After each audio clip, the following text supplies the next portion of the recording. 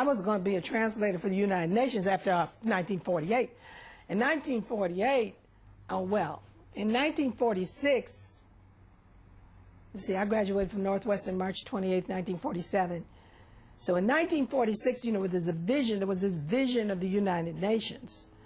And in 1947, when I was a senior, it was coming to fruition. You know, it actually happened in 48. So my dream was to be a translator for the United Nations. That's what I wanted to do, because I was a Latin major, a French minor. I had taken French as much as I had Latin. You know, I was fluent in French, and so that's what I wanted to do. Well, now, Latin is not the first thing that comes to mind when you think of, you know, pragmatic things to have a specialty in, particularly, right. you know, as a young right. black person. I was going to be a high school teacher. I was in education, so I was going to teach Latin in high school. That was what my mother prepared me to do. That isn't what I wanted to do, but that's what my mother said I was going to do. You were going to teach in high school? Yes, I was going to be a high school Latin teacher. So when you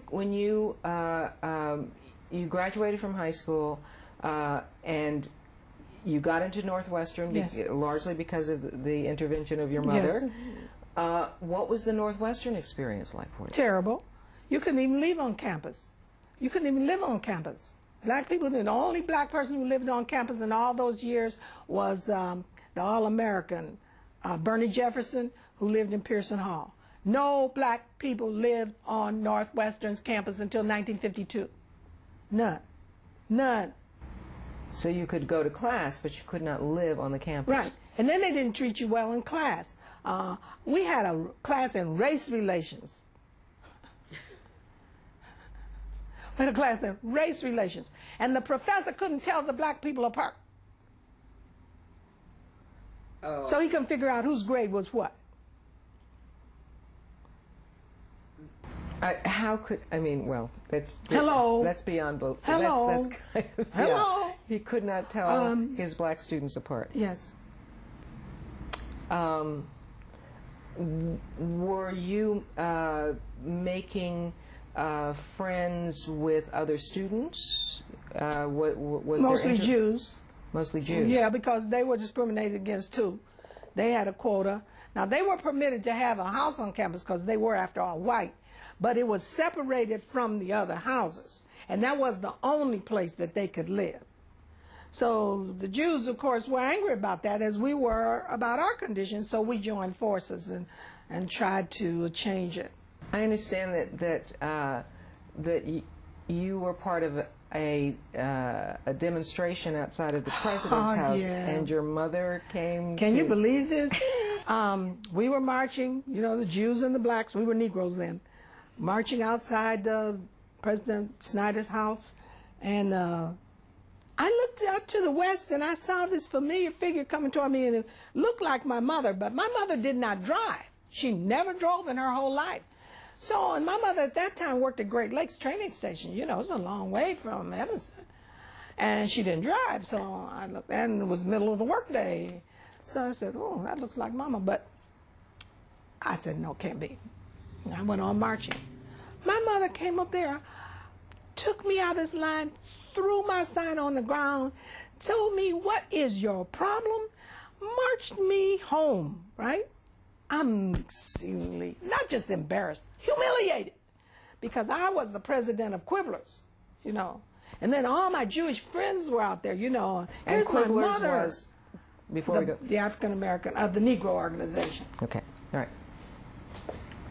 And she had just snatched you yes, out of the demonstration. Yes, and pushed me, you know, get out of here, you know.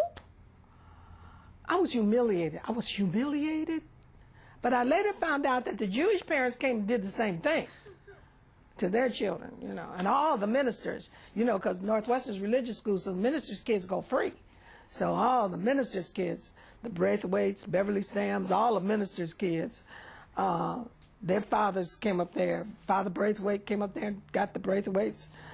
Father, you know.